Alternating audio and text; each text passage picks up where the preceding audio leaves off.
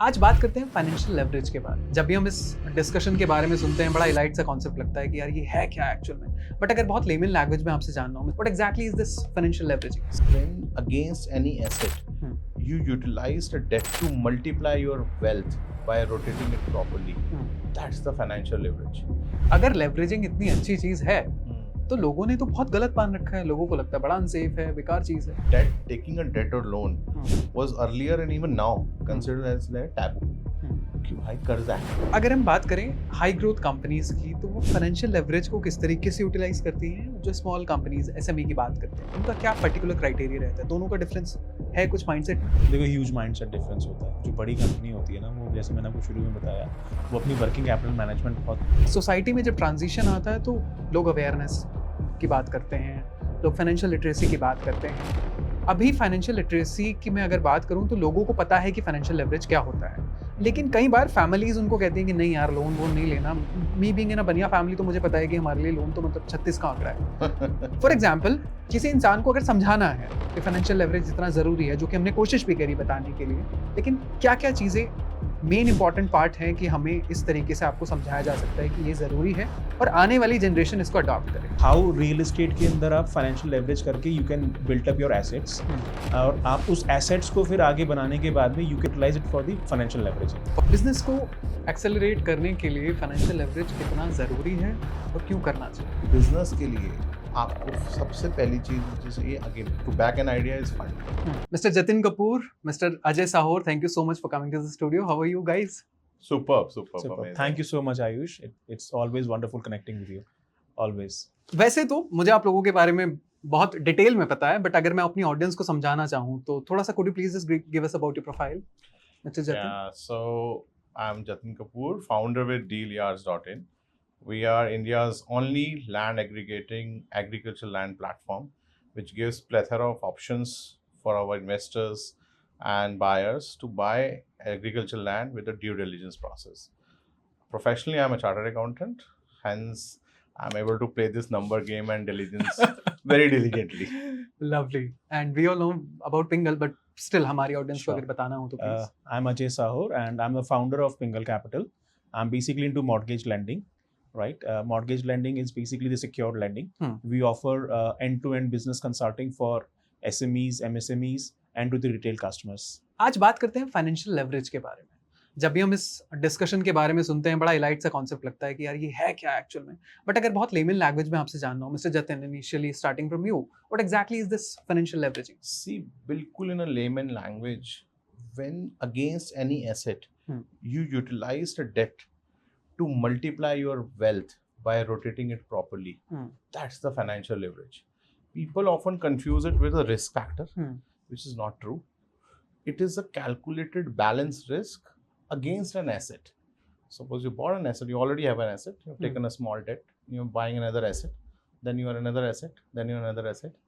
This way you are multiplying the wealth in comparison of a very minimum interest cost of 9 to 10%. That's the game. This is a very beautiful tool used by billionaires, those 0.01% of the wealthier and wealthier in the world, and it's not being effectively used by those people lesser than those 0.01%. Exactly. Mister Ajay, अगर मैं आपसे जानना चाहूँ, क्या है actual में financial leveraging? See, Ayush, जैसे आपको जतिन ने बताया ना, financial leverage is basically it's a management, right? आप कैसे अपने डेट को मैनेज करते हो, और अब जो आपने पैसा इन टर्म्स ऑफ आपने जो डेट लिया है, ठीक है, आप उसको कहाँ यूज करते हो, that is very important, right? अब फॉर एग्जांपल आप एक लोन लेते हैं, राइट?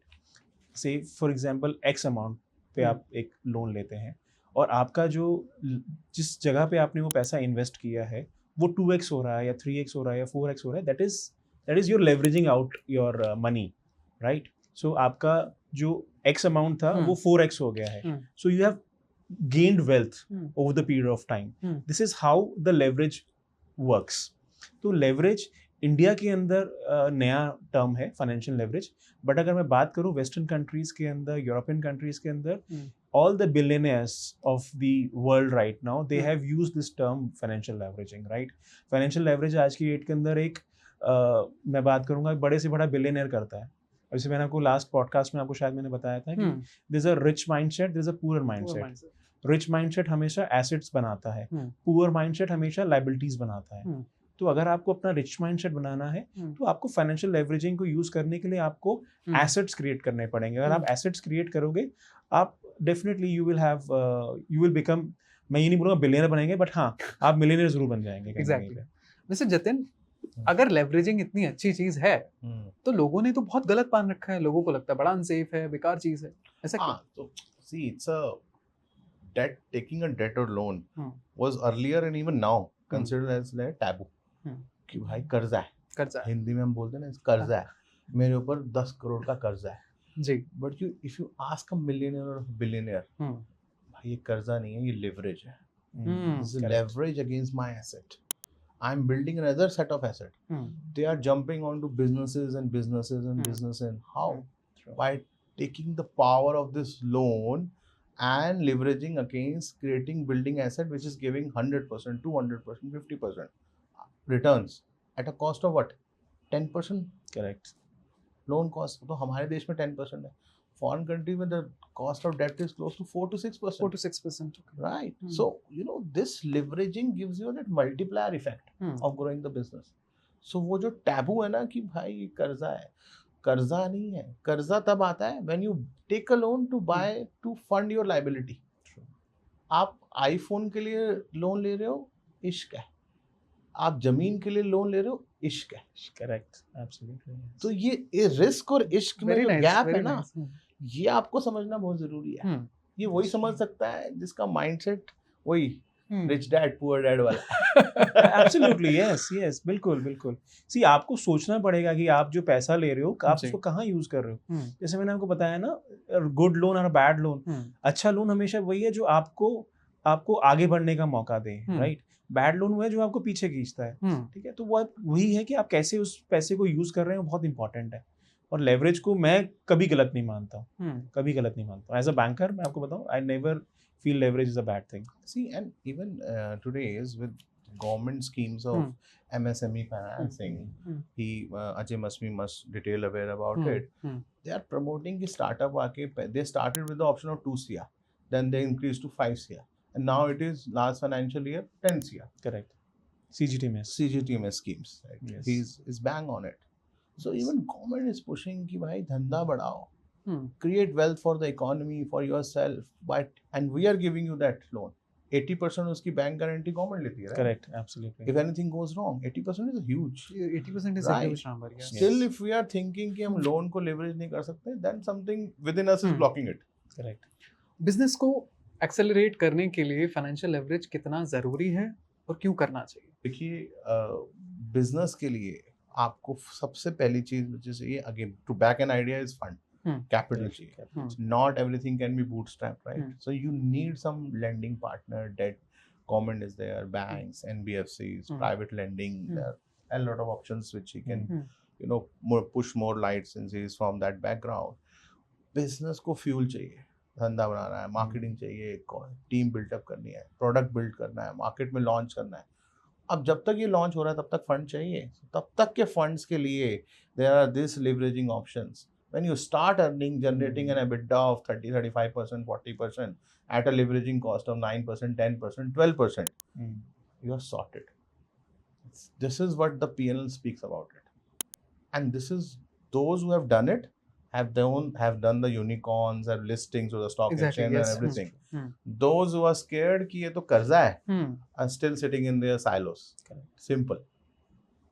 तो इसका मतलब ये है मिस्टर साहू कि बहुत ज़्यादा ज़रूरी है अगर आपको अपने बिजनेस को एक्सेलरेट करना है तो financial leverage is the only need of the hour, right?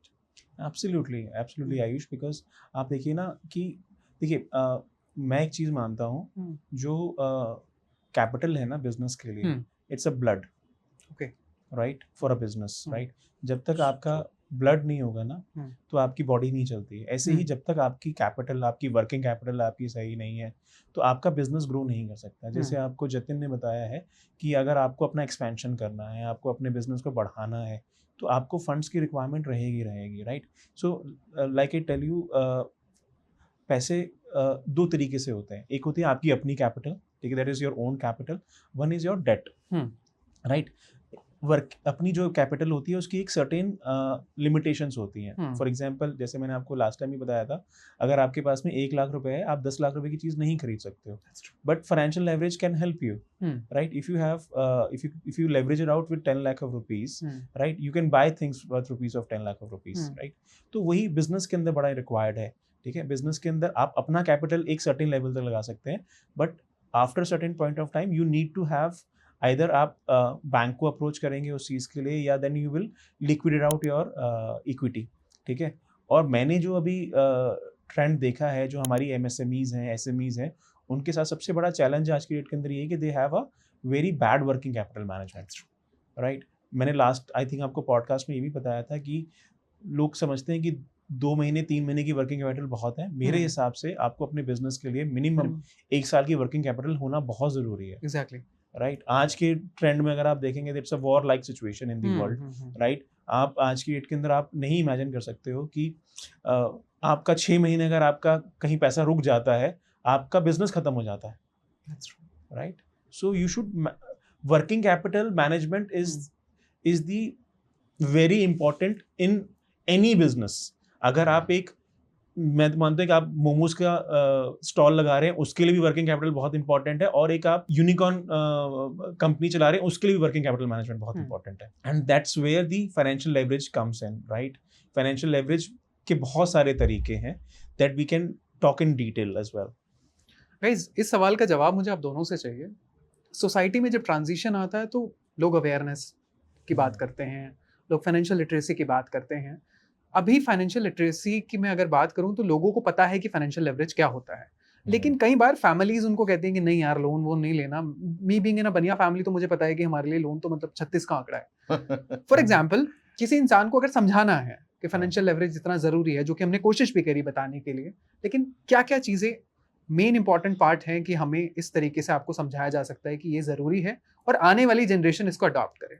I think हम लोग इसको रिलेट कर सकते हैं रियल एस्टेट के साथ. Perfect. I think and for that Jatin will be able to tell you better how real estate के अंदर आप फाइनेंशियल लेवरेज करके you can build up your assets, और आप उस एसेट्स को फिर आगे बनाने के बाद में you can utilize it for the financial leveraging. Perfect. मैं इसको ना एक बहुत ही सिंपल एग्जांपल से आपको देता हूँ.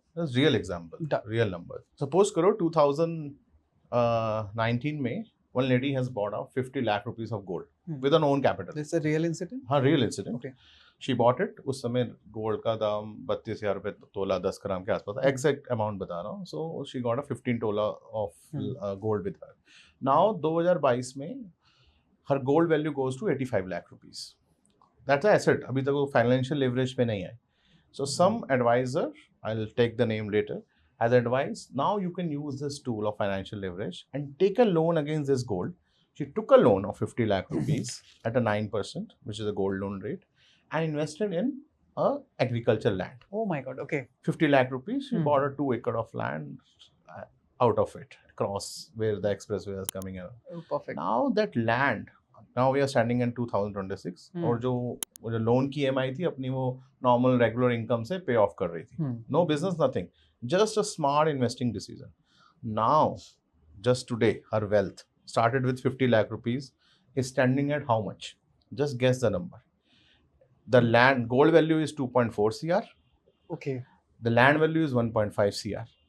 Total 4 crore पे वो lady बैठी है आज by investing rupees 50 lakh rupees. Oh my and God. using Absolutely. this small financial leverage. Correct.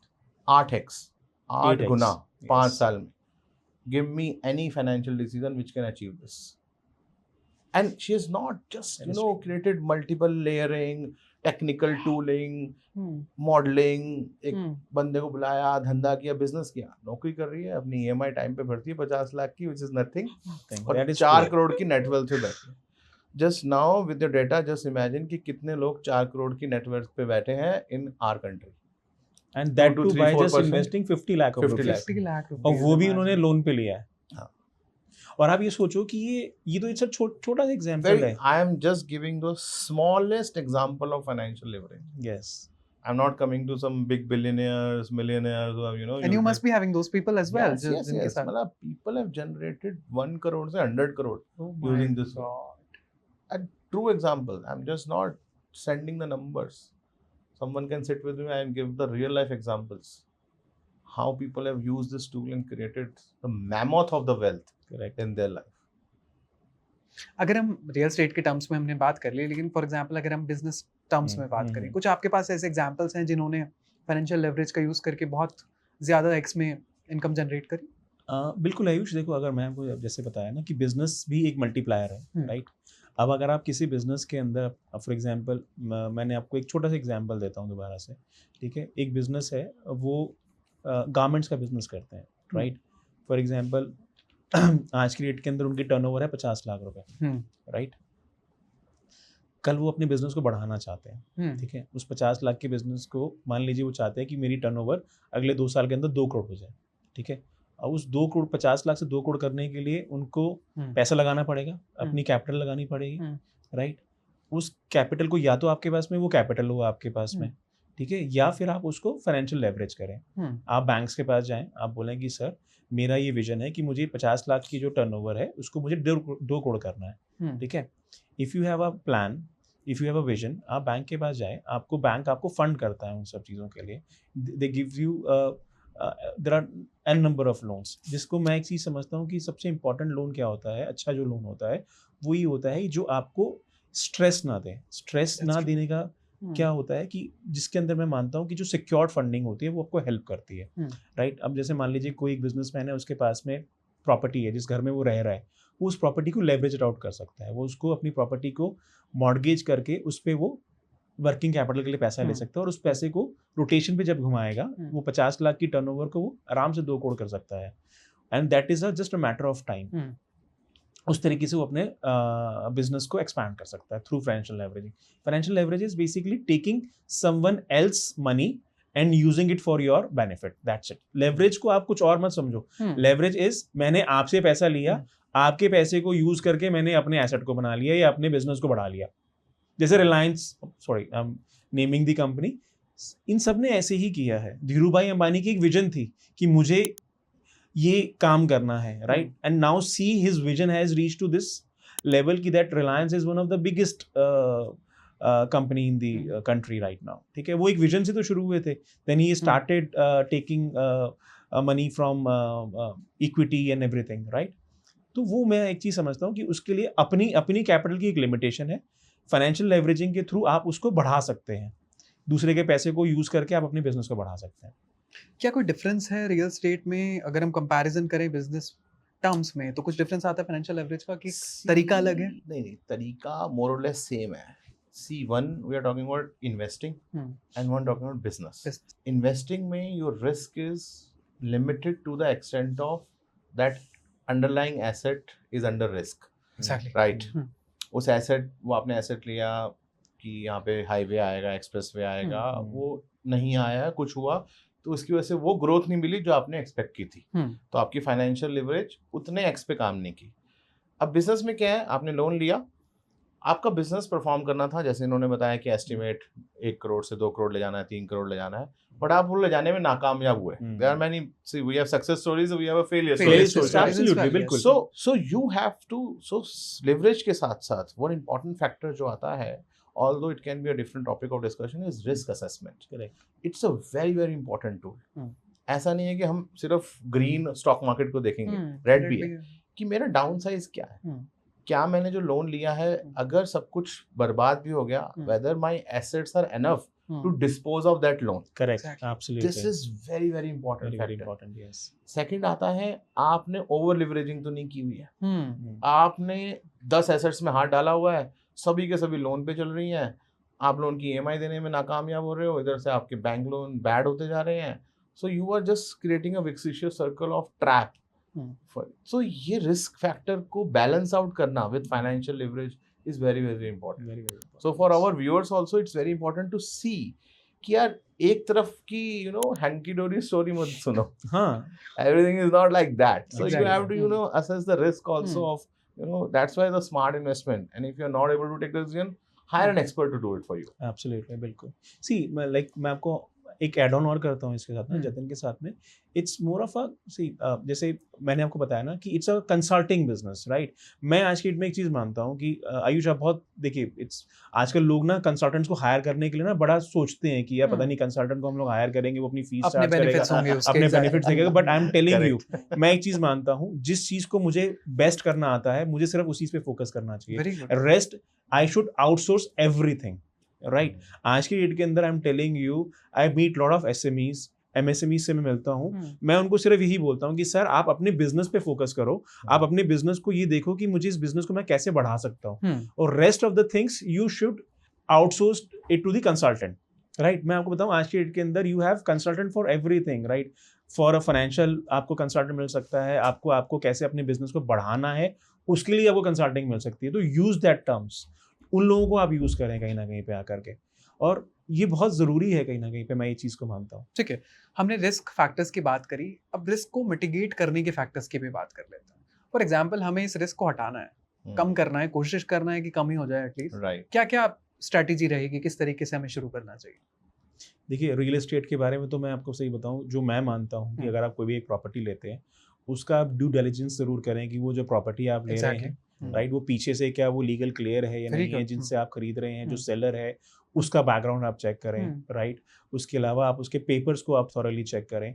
जहाँ पे मुझे फिर ये समझ में आता है कि this is where the consulting business works, right. Real estate is also a consulting business. कहीं ना कहीं जो मैं मानता हूँ, जो ऑर्थोडॉक्स कंसल्टिंग होती थी ना पहले, प्रॉपर्टी डीलिंग जिसको बोलते थे, अब वो प्रॉपर्टी डीलिंग नहीं रह गई है, इट्स प्रॉपर्टी कंसल्टिंग, राइट। आपको आज की डेट के अंदर कोई एक रेजिडेंशियल प्रॉपर्टी खरीदनी है, मैं ही मानता हूँ आपके पास में बहुत सारे लोग आएंगे आपके पास में dealer, but you should always higher a consultant जो आपको उसके मिटिगेट्स भी बताएं और उसके कॉन्स भी बताएं कि जैसे मान लीजिए सर आप ये प्रॉपर्टी खरीदते हैं, इसकी अच्छाइयाँ ये हैं और बुराइयाँ ये हैं, आपको इसमें फिल्टर आउट करिए कि आपको अच्छाइयाँ ज़्यादा नजर आती हैं या बुराइयाँ ज़्यादा नजर आती हैं, राइट।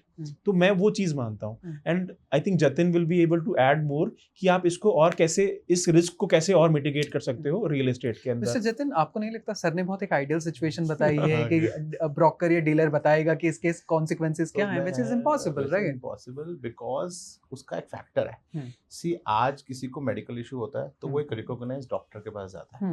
आज किसी को फाइनेंशियल इशू है, टैक्स इश्यूज है, चार्टर्ड अकाउंटेंट के पास जाता है। आज किसी को इंजीनियरिंग या कॉन्ट्रैक्ट का वो कुछ काम कराना है, construction, they go to a civil engineer and get the work done.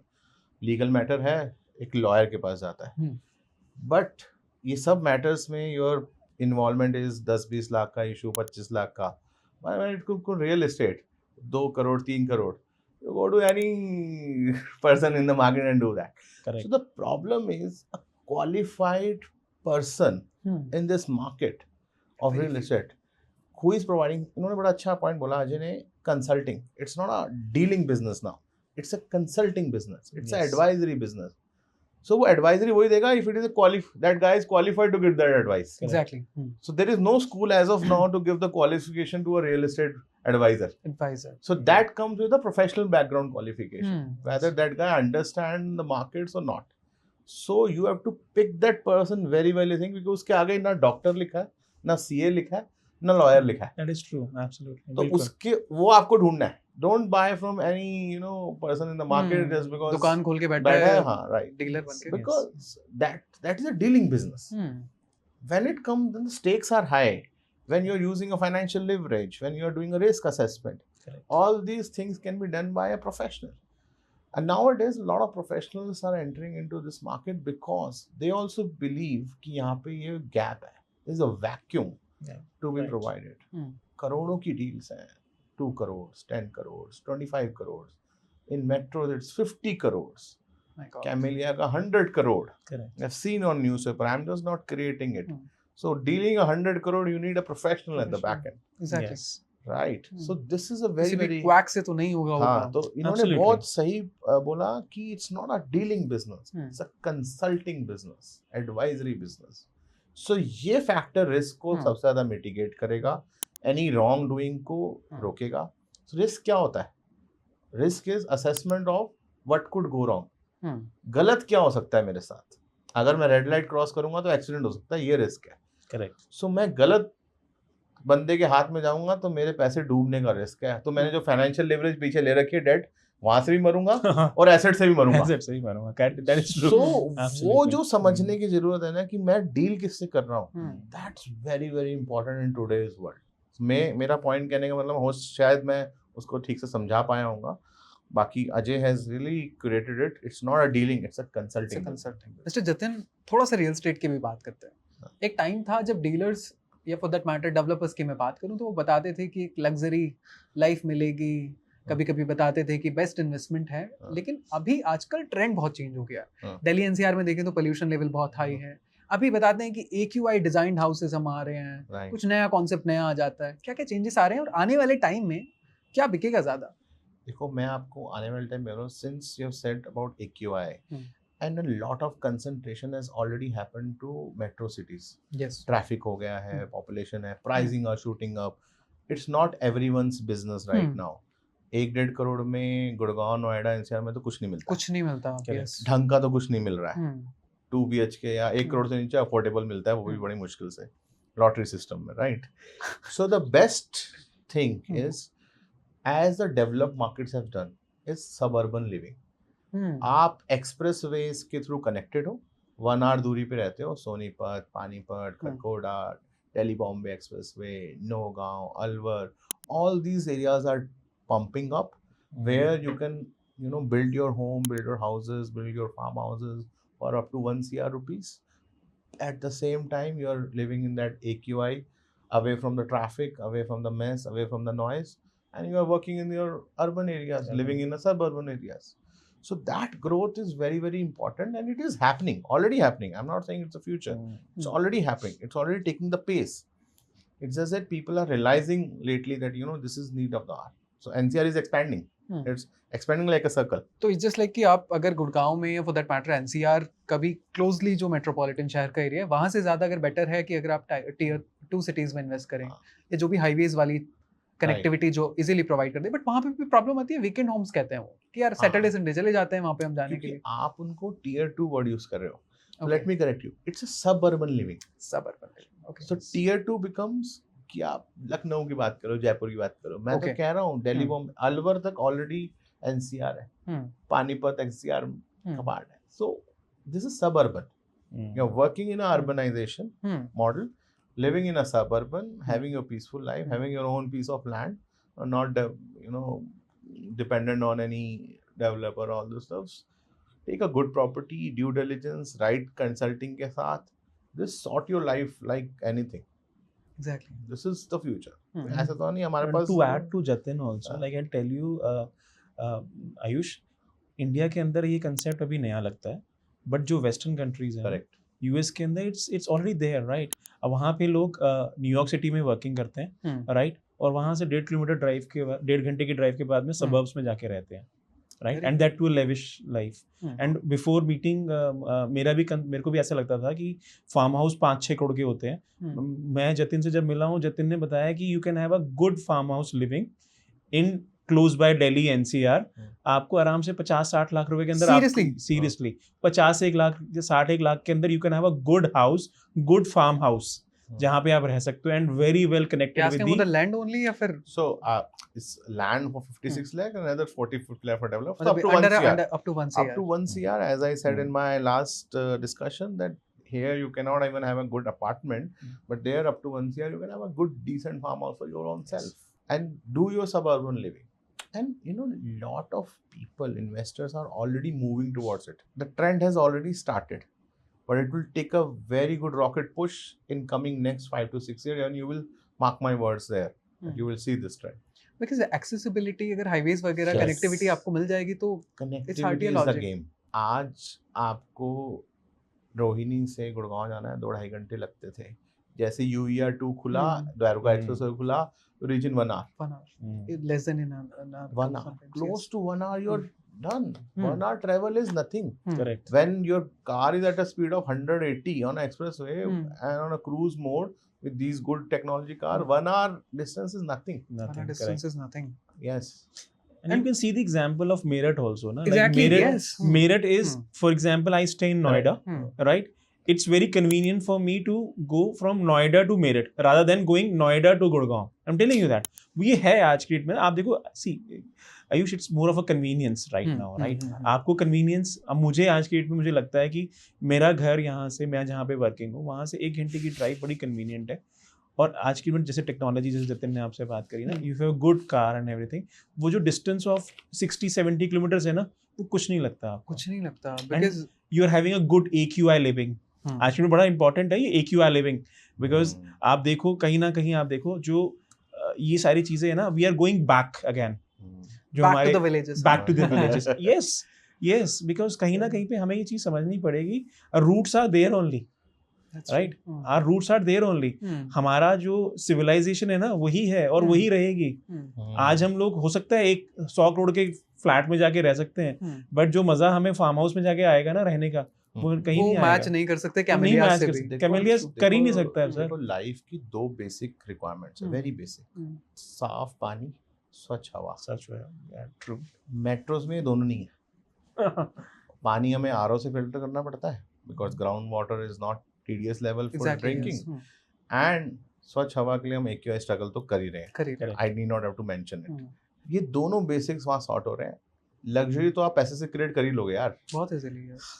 यहाँ पे क्या रिवर्स इंजीनियरिंग है. लग्जरी क्रिएट करके रखी हुई है बट बेसिक सॉर्टेड ही नहीं है. So this is a dilemma for any urban guy who is living here. वो स्ट्रगल कर रहा है. वो 10 किलोमीटर के स्ट्रेच के लिए he travels 1.5 hours at times for 10 kilometre stretch.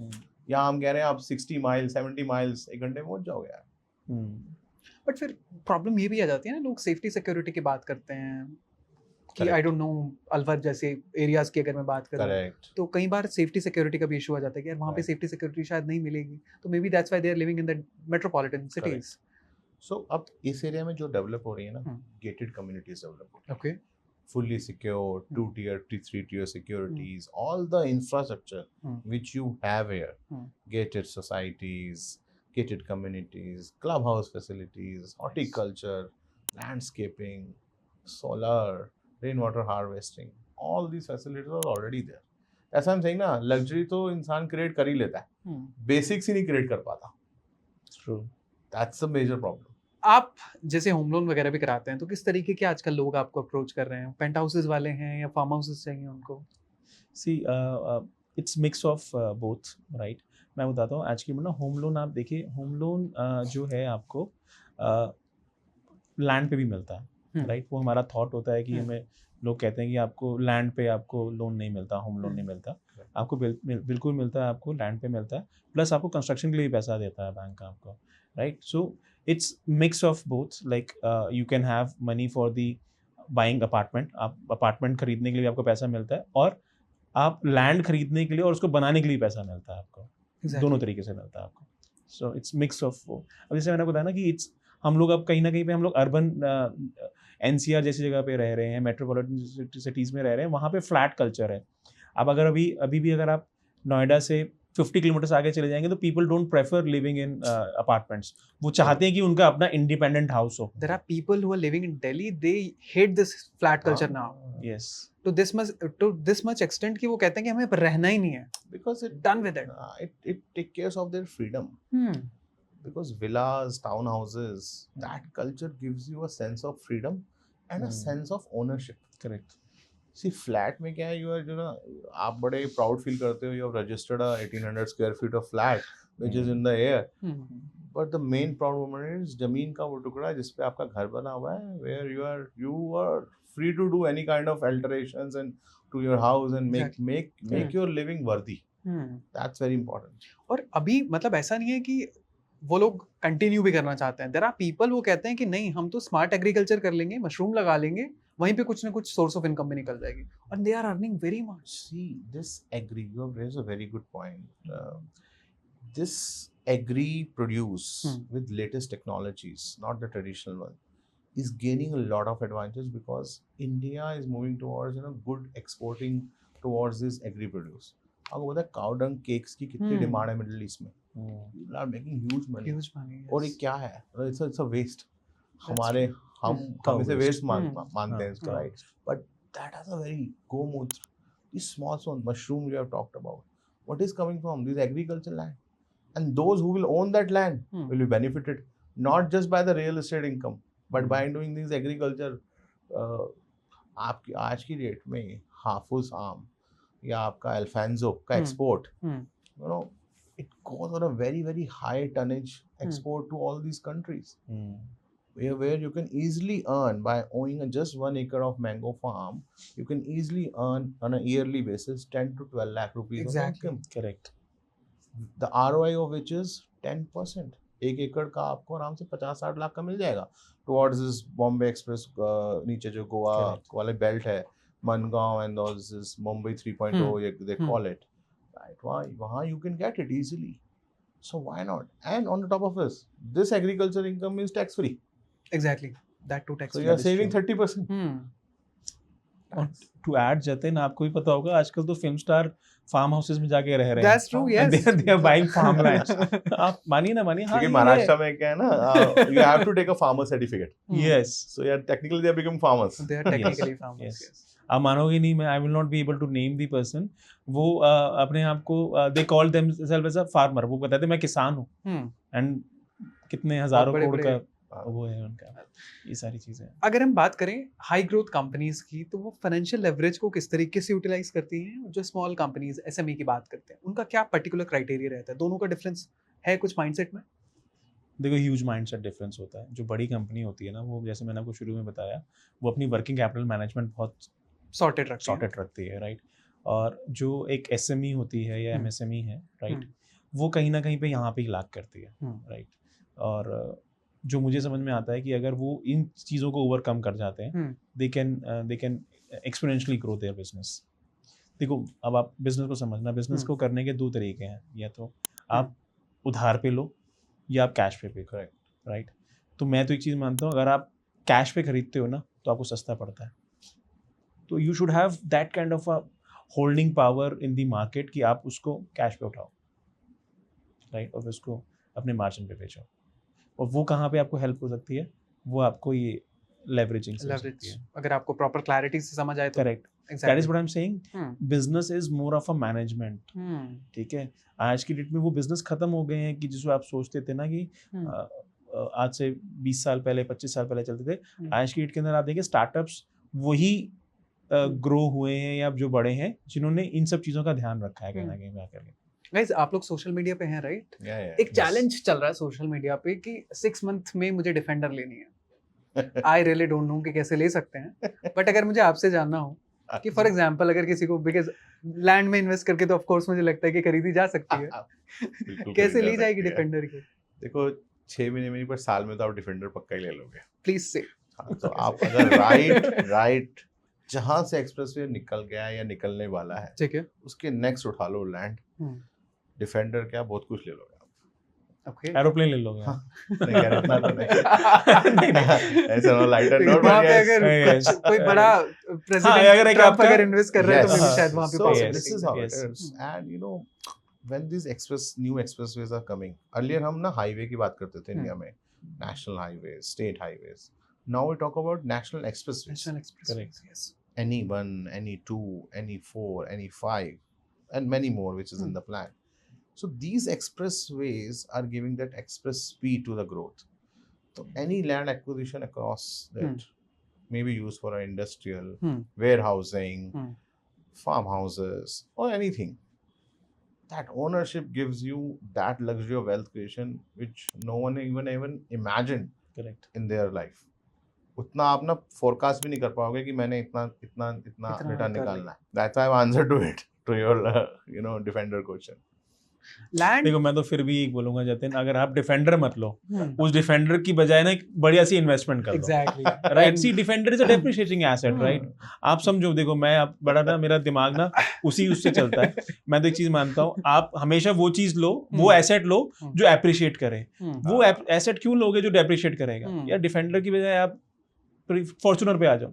Exactly, हाँ. Yes, And this is not just the 1/3 commercial price of it. perspective, हम वैसे Yes, भी yes, बता रहे हैं. yes, it's not for the commercial purpose. हाँ निकलो मैं चला के Jatin is promoting the vendor and Ajay is promoting Fortuner. Yes, हाँ. So see, हाँ, मेरा thought process कुछ और कहता है उस चीज को लेकर के. See, देखो बिजनेस के अंदर कोई भी बिजनेस हो, चाहे वो रियल एस्टेट का बिजनेस हो या कोई भी अगर आप बिजनेस करते हो ना, आपको उस बिजनेस को प्लान करके चलना पड़ेगा, राइट? आपको उसके प्रॉफिट मार्जिन्स को देख के चलना पड़ेगा, राइट? और आपको री इन्वेस्ट करना पड़ेगा. देखो मैं आपको फिर बताता हूँ कि रियल एस्टेट हो या बिजनेस हो, आपको अपना प्रॉफिट को री इन्वेस्ट जरूर करना पड़ेगा. आप अगर कहीं ना कहीं देखेंगे जो बड़ी कंपनीज बड़ी हुई हैं, उन्होंने अपने प्रॉफिट्स को री इन्वेस्ट किया है, राइट? आप ये मत सोचिए कि आपने प्रॉफिट कमाया और उसको मैं लाइबिलिटीज बाय करने के लिए यूज कर लूँ. तो आप you should have a re investing habit, right? Whether you are a salaried person, ठीक है, और whether you are a businessman, आप उसको ये देखो कि मीन्स आप जो पैसा कमा रहे हो ना, प्रॉफिट कमा रहे हो या सैलरी कमा रहे हो, उसको इन्वेस्ट जरूर करो, राइट?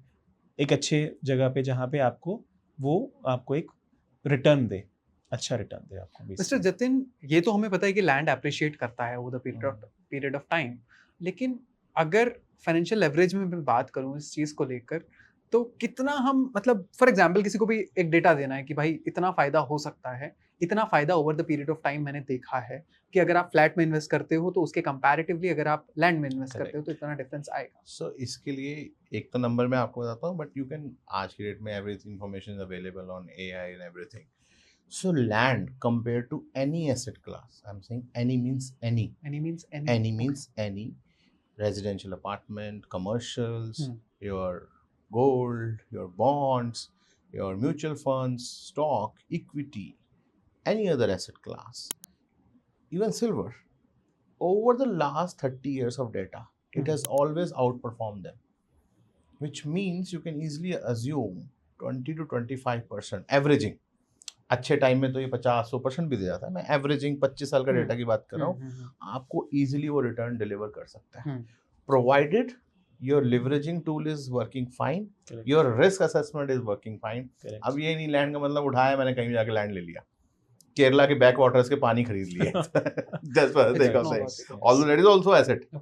उससे आपको टूरिज्म इनकम जनरेट होती है. Yes, Kerala is a very good So state I'm when not it comes to just the tourism. delivering for the sake of it, but your due diligence has to work fine. Again, not a dealing business. उठाई कोई भी deal उठाई खरीद ली. It's a consulting business. Correct. That's how you have to move. और इन्होंने बड़ा अच्छा point बोला अपनी डिस्कशन में, रीइन्वेस्टमेंट. 20 साल पहले 25 साल पहले आपके भी फादर या हमारे भी पेरेंट्स ये बोलते थे बेटा सेविंग्स करो. That's true, yes. The word used in our families was savings. Now the word uses investment. Very good. Saving का मतलब है पैसे बचाना, इन्वेस्टमेंट का पैसे ग्रो करना. और अगर आपके पास वो सेविंग्स नहीं है तो लिवरेजिंग घुसाओ. करेक्ट. अपने पैसे को ग्रो करने के लिए दूसरे के पैसे कम ब्याज पे उठाना सबसे बढ़िया डिसीजन है. तभी लोन लेना गलत नहीं है. उस सेविंग से ना वो जो इन्वेस्टमेंट हाँ नहीं just correlating the fact what Yes. you mentioned, but this is how it's working, and it's working for everyone. Yes. आजकल की जनरेशन को ना बहुत अवेयरनेस है इन चीजों के बारे में, लेकिन अगर मैं आपसे जानना चाहूँ वो गलती फिर भी कहीं ना कहीं तो कर रहे हैं, जो आप समझ पा रहे हैं वो गलती कहाँ कर रहे हैं. Correct. आपके हिसाब से गलती कहाँ कर रहे हैं आज की generation? It's over leveraging. Over leverage. हाँ, बिकॉज क्या है ना, धन है ना, धन money, it's a very attractive asset. Exactly. You know, आपने कभी कैसीनो या कभी एक्सपीरियंस किया हो, so you are tempted towards it. True. It's an attraction. So जब एक अच्छा डिसीजन बूम करता है ना, people try to take over leveraging assets. वहाँ फेलियर होता है या रिस्क असेसमेंट पे फेलियर होता है. करेक्ट. इन्वेस्टमेंट तो कभी बैड डिसीजन है ही नहीं लाइफ का. पैसा बचाना गलत है, बैंक में रखना गलत है, पैसा इन्वेस्ट करना सबसे बेस्ट डिसीजन है. Correct. But yes, over leveraging now. He said working capital management has to be effective, which has to be effective. Be it business, be it individual. Correct. It doesn't change the mathematics below that. आपका क्या perspective है? Generation खराब है, समझ नहीं आ रहा उसको कैसे पैसा लगाना. एक्चुअली मैं बताता हूँ, आयुष, जनरेशन खराब नहीं है. एक्चुअली क्या है ना, मैंने आपको फिर बताया कि आज की डेट के अंदर हम लोग एसेट्स की बजाय ना लाइबिलिटीज को खरीद रहे हैं. राइट. जैसे मेरे ख्याल से लास्ट हम लोगों ने भी डिस्कस किया था, किसी ने शादी पे लहंगा EMI पे लिया. राइट. वो एक लाइबिलिटी आपने ली है कहीं ना कहीं पे, आपने वो लहंगा हो सकता था आप अपना रेंटल पे ले सकते थे, Exactly. Right? There is a alternates to it, right? मैं आपको ये बता रहा हूँ, ये जनरेशन खराब नहीं है, वो आज की डेट में ये जनरेशन है वो लाइबिलिटीज खरीद रही है। मैं वही कहता हूँ, आप लाइबिलिटीज ना खरीदो, एसेट्स को खरीदो, एग्जैक्टली, राइट? और उन एसेट्स को खरीदने के लिए अगर आपको लेवरेज आउट करना पड़ रहा है तो बहुत अच्छी चीज़ है। अपनी लेवरेजिंग को लाइबिलिटीज खरीदने में मत वो करो, आप you will get into that trap of it, वो मत पड़ो आप। एग्जैक्टली। ये है गाइस पता है मैं जेनजी जनरेशन को ना ज्यादा टारगेट करने लगा हूँ और इन लोगों ने मुझे ट्रोल करना शुरू कर दिया। नाउ ये हर में कहते हैं कि आयुष तू हर पॉडकास्ट में हम लोगों को क्रिटिसाइज ही करता है, कभी तारीफ भी कर दिया कर कि हम इन्वेस्टमेंट कर रहे हैं, हम ध्यान लगा रहे हैं। सी जेनजीज, मैं आपको बताता हूँ, see I am a millennium, right? तो Gen Zs, I am a Gen Z in fact, you are a Gen Z, okay? See Gen Zs, मैं बताता हूँ, see it's not about generations, right? See we have to see our roots first. Exactly, right, perfect. हमारी roots क्या कहती हैं? जैसे आपको जतिन ने बताया सेविंग, हमारे पेरेंट्स का टाइम था सेव करो, हमारा टाइम है investment, we should invest, right? तो मैं जो मानता हूँ ना, जो आप जेनजी की बात करते हो, save people who are now started their careers and are into 25 years and to this age, उनको ना कहीं समझना पड़ेगा वो जो पैसा कमा रहे हैं ना, वो लाइबिलिटीज को खरीदने में ना खराब करें, राइट? वो इन्वेस्टमेंट में करें कहीं ना कहीं पे करके, वो चीज़ है, दैट्स इट। और कोई वो नहीं है। सी जनरेशन्स ना, आप over the period of time सीखते हो, राइट? मैंने भी जो चीज़ें सीखी है ना, when I was 25 years of age, मेरा थॉट प्रोसेस कुछ और होता था। मेरा थॉट होता था यार मेरे को ये गाड़ी खरीदनी है, अब मेरा वो थॉट प्रोसेस नहीं है, मुझे वो गाड़ी नहीं खरीदनी। सिर्फ ये कि मैं तो सिर्फ ये मानता हूँ, सी कोई भी जनरेशन है, जेन ज़ी है, कोई भी है, right? They should invest rather than buy liabilities, that's it. ये है। अच्छा, मिस्टर जतिन ने ना ओवर लेवरेजिंग की भी बात करी। अगर हम बात करें तो क्या साइन है वो इंसान की समझ में आ जाते हैं कि अब ओवर लेवरेजिंग की बात होती है? बहुत सिंपल सा साइन है। मेरी इनकम है 1 लाख रुपए की, मेरी EMIs है 1.5 लाख रुपए की, that is where I am over leveraged, simple, right? तो कहते हैं ना, आमदनी अठन्नी खर्चा रुपया, तो that is there in the over leveraging basically. Guys आज की जो कंडीशन है ना, इंसान बहुत डरा हुआ है, वर्ल्ड वॉर लाइक सिचुएशन है, गोल्ड सिल्वर के प्राइसेस बहुत फ्लक्चुएट होते रहते हैं, स्टॉक मार्केट की क्या कंडीशन हम सभी को पता है। इस टाइम पे फाइनेंशियल लेवरेज के बारे में तो छोड़ो, लोगों का कुछ भी दिमाग नहीं चल रहा है। अगर किसी इंसान को बेसिक में समझाना है कि अभी प्रेजेंट सिनेरियो में आपको ये करना चाहिए, तो वो क्या एक ऐसी गाइड होगी जो आप दोनों बता सकते हैं? See, we have to be very cautious, first of all. And don't get panicked with the lot of social media stuff happening and all. पता है क्या है कि जो रियल सिचुएशन होती है और जो दिखती है उसमें हमेशा एम्पलीफाइंग सिचुएशन होती है। It's a amplifier which is get added to it. So panic तो नहीं है, कॉशियस है। Utilize your whatever available funds and working capital situation you have, be it businesses, be it personal, be it investing, on a very very cautious stage. Over leverage इस समय बिल्कुल ही नहीं करना है। Correct. No chance of it. It could be a suicidal financially for someone to do a over leveraging situation. Only thing, soft leveraging, taking a small steps, investing बंद भी नहीं करनी है. This is also very, because at times we say कि अब बैठ जाओ, थम के बैठ जाओ, but at times this is the right time because of some panic situations. Few of the assets come to that price level. Correct. which you ever dreamed of कि यार ये प्राइस होता तो मैं ये चीज खरीद लेता, ये इन्वेस्टमेंट कर लेता। अब आज जब प्राइस वो आया है तो आप पैनिक कर रहे हो कि यार पैनिक हो रहा है। अरे भाई, कभी भी जो इन्वेस्टमेंट है ना, it is never about the sentiments, it's always about the price. Correct. कोई भी चीज भाव की होती है, कभी माहौल की नहीं होती है। हमेशा कोई भी investment, I am talking any investment, stock exchange, your mutual funds, land, real estate, हमेशा भाव की। आज अगर कोई मद्दी की चीज मिल रही है ना, मंदे में मिल रही है, जिसके लिए तुम 5 साल से वेट कर रहे थे, तो यूटिलाइज दैट। आयुष, मेरा भी मानना यही है कि always invest when the market is bullish, right? आपको उस टाइम में इन्वेस्ट करना चाहिए, राइट? और इन्वेस्टमेंट का हमेशा देखो, एक अच्छी इन्वेस्टमेंट हमेशा होती है जब आपका prices are low, sentiments are low, right? तभी आपको इन्वेस्ट करना चाहिए। देखिए, ये जो सिचुएशन है ना, war like situation will not always be there, right? It may be a matter of a month, 2 months, 6 months or an year. जब आप देखोगे ना वो 1 साल के बाद जब आपने वो इन्वेस्टमेंट की होगी, राइट, अब वो देखो 1 साल के बाद जब वो जैसे जंप मारेगी ना, फिर आपको नजर आएगा कि यार ये क्या अच्छी इन्वेस्टमेंट करी है मैंने। वैसे जतिन, मेरे फ्रेंड ने एक क्वेश्चन किया था, उसने कहा था कि जब जतिन जी आएंगे तो जरूर पूछ के बताना। अभी जो कंडीशन है, हम लोगों ने यूएई को एक बहुत अच्छी डेस्टिनेशन माना था, हम दुबई की बात करते थे, डेवलप्ड सारी चीजें, मतलब एक आइडियल दुनिया दिखाई जाती थी।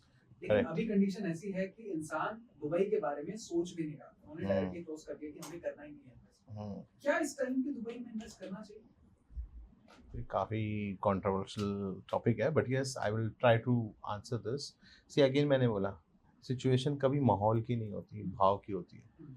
अगर आपको वो चीज़ आज 35% 40% डाउन पे मिल रही है तो ले लेना चाहिए, बीट दुबई बीट हिंदुस्तान। उसका रीज़न एज ही मेंशन कि जब वो 1 साल निकल जाएगा ना, then you will you know pat your back, own back को पैट करोगे कि मैंने सही टाइम पे सही डिसीजन ले लेता।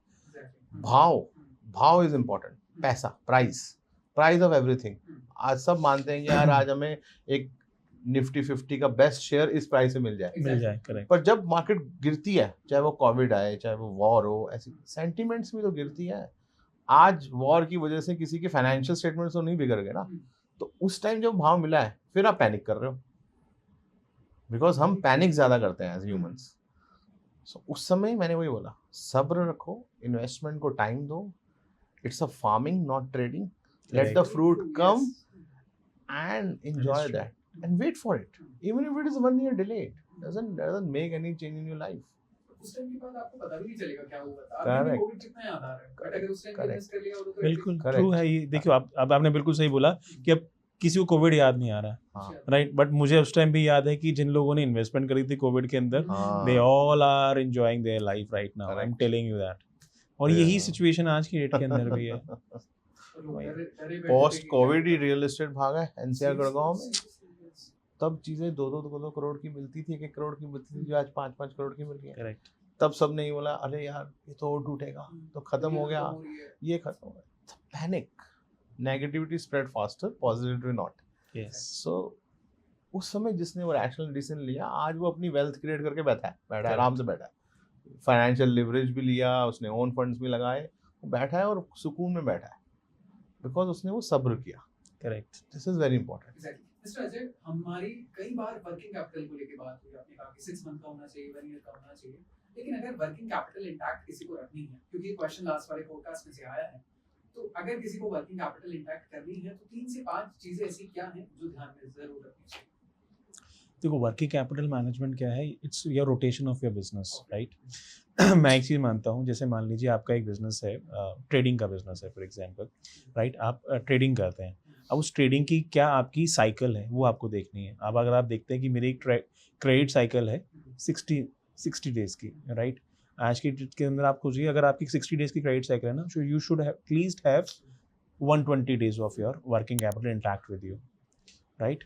तो इसी तरीके से आप अपनी वर्किंग कैपिटल मैनेजमेंट को कर सकते हैं, ठीक है। यू हैव टू सी, आप वो देखिए हर बिजनेस ना अलग है, हर बिजनेस अलग है। एक बिजनेस होता है कैश बेस्ड बिजनेस होता है, उसमें आपको वर्किंग कैपिटल की रिक्वायरमेंट ही नहीं है। जैसे मान लीजिए for example you running a sweet shop, right, sweet shop के अंदर आपको वर्किंग कैपिटल की मुझे नहीं लगता कि रिक्वायरमेंट है, बिकॉज वहाँ पे आपका सारा कैश का काम चलता है, मतलब कि रोटेशन मनी है आपकी, ठीक है। आप लाते उधार हो, बेचते नकद हो, तो वहाँ पे you don't need a working capital, but right, but आपको वहाँ पे एक वर्किंग कैपिटल चाहिए जहाँ पे आपका एक क्रेडिट साइकिल है, राइट। उस क्रेडिट साइकिल को आपको मैनेजमेंट के लिए आपको वर्किंग कैपिटल की रिक्वायरमेंट होती है, जहाँ से देखिए वर्किंग कैपिटल क्या चीज़ है, टू रीपेइंग योर जो वेंडर्स की पेमेंट है आप वो टाइम पे कर रहे हैं, सैलरीज पेमेंट टाइम पे कर रहे हैं, आपको माल खरीदना है उसकी पेमेंट सही पे टाइम पे जा रही है, वो वर्किंग कैपिटल है बेसिकली, ठीक है। वो आपको अपने बिजनेस को देख के करना है कि आप वो उस बिजनेस में आपका क्रेडिट साइकिल क्या है, आपका जो पैसा आता है वो कितने टाइम के बाद में आता है। That is what I believe कि वो आपको अपने बिजनेस के हिसाब से देखना पड़ेगा कि आपकी वर्किंग कैपिटल मैनेजमेंट किस हिसाब से होनी चाहिए। उसके लिए I believe you should higher a good consultant जो आपको बता सके कि सर आपको अपने बिजनेस को करने के लिए ये चीज़ आपको करनी चाहिए, ठीक है। तो that is what I believe. Mister Jatin, you being the founder of Delias.in, what exactly is the vision? आप कुछ स्ट्रेटजी है, क्या-क्या काम आप अभी कर रहे हैं, आने वाले टाइम में क्या-क्या चीजें देख सकते हैं? See, the strategy behind is very, very clear.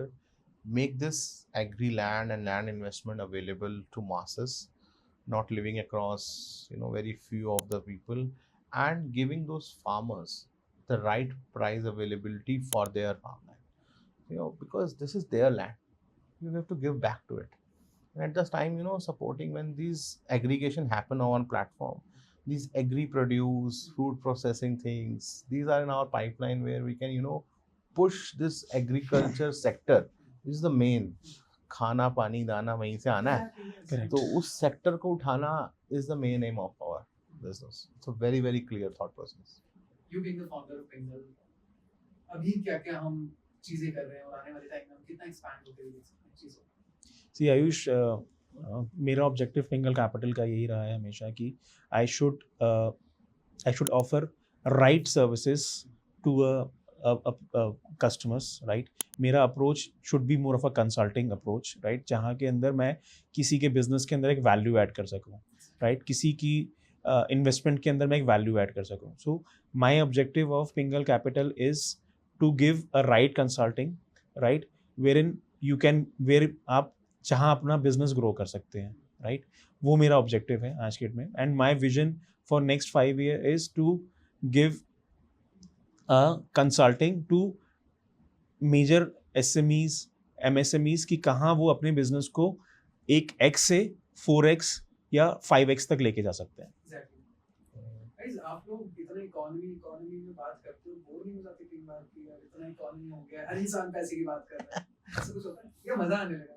Be honest. So simple. I always say money is yummy. And yes, absolutely. And मैं आपको सही बताऊं, it's not always about money. It's basically my passion, right? मुझे ना ये काम अच्छा लगता है. आपको सही बताऊं, मैं जब लोगों से मिलता हूँ ना, when I keep on meeting people, मैं सबसे पहले उनका ना दर्द समझने की कोशिश करता हूँ कि यार exactly वो किस पेन एरिया में है. एंड जब मैं उस पेन एरिया को समझता हूँ ना, then I realize कि यार अगर मैं कल इस जगह पे होता ना, तो मैंने इस प्रॉब्लम को कैसे डील किया होता, राइट. वो बहुत इंपॉर्टेंट है, राइट. डॉक्टर भी ना आपको तब अच्छी दवाई लिख के देता है जब आप उसको अपनी पूरी प्रॉब्लम बताते हो, राइट. आप अगर डॉक्टर को सही, अगर आपको राय लेनी है तो should be very open with the doctor. आपको जो बीमारी भी नहीं है ना, आपको वो भी बता देनी चाहिए कभी कभार, राइट. तो मैं वो चीज़ मानता हूँ कि आपको ना किसी भी बिजनेस को समझने के लिए आपको उसको पहले समझना पड़ेगा. Personal life balance, mental health सब सही रहती है, कोई दिक्कत नहीं आती है. हाँ, एब्सोल्युटली. मुझे तो मेंटल हेल्थ का वर्ड ही समझ नहीं आता, honestly speaking. Yes. I don't understand. Honestly, nothing against anybody. Simple. When your objectives are clear. Yes. It's fine. नहीं आज इनफैक्ट मॉर्निंग में Simple है, मतलब मुझे तो समझ में नहीं आता. People start using, again, I don't want to blame the generation, but mental health, इसके साथ appointment है. emotional damages. I only understand one damages, which is financial damage. Yes. Simple. Yes. When you have that financial independence and literacy, you can easily attain peace. It comes within inside. I'm not saying these things are bad, but you don't need anybody else. The peace and the balance comes from inside. ये जो हमारे चक्रास है ना, यही balance लाते हैं. Yes. इसको लाने के लिए आपको किसी की जरूरत नहीं है. करेक्ट. और रील देखने की तो बिल्कुल जरूरत नहीं पड़ती. एब्सोल्युटली, बिल्कुल. कुछ इंसिडेंट को मेंशन कर रहे थे. ना, like I was just Sorry if that offends somebody. Instance आज इनफैक्ट मैं अपनी वाइफ से ये डिस्कस कर रहा था. मैंने कहा आजकल लोग ना मेंटल स्ट्रेस बहुत बोलते हैं. सी, मेंटल स्ट्रेस कब आता है? मेंटल स्ट्रेस आपको तब आता है जब your expectation are more as compare to your reality, right. You should live in the reality part of it, right. आपको रियलिटी में आप बिलीव करो and you should strive for your dreams. Basically मैं ये चीज मानता हूँ. तो स्ट्रेस आपका वही जो गैप है ना बिटवीन दोस, वही है आपका स्ट्रेस. तो व्हाई टू टेक स्ट्रेस यार? आपकी जो डेस्टिनी में लिखा है वो आपको मिलना है. अब मैं तो एक चीज मानता हूँ, जो एक मर्सिडीज में चल रहा है ना, उसको भी स्ट्रेस है, और जो बेचारा एक रिक्शा चला रहा है उसको भी स्ट्रेस है, राइट. तो उसका स्ट्रेस लेवल थोड़ा डिफरेंट है. यस.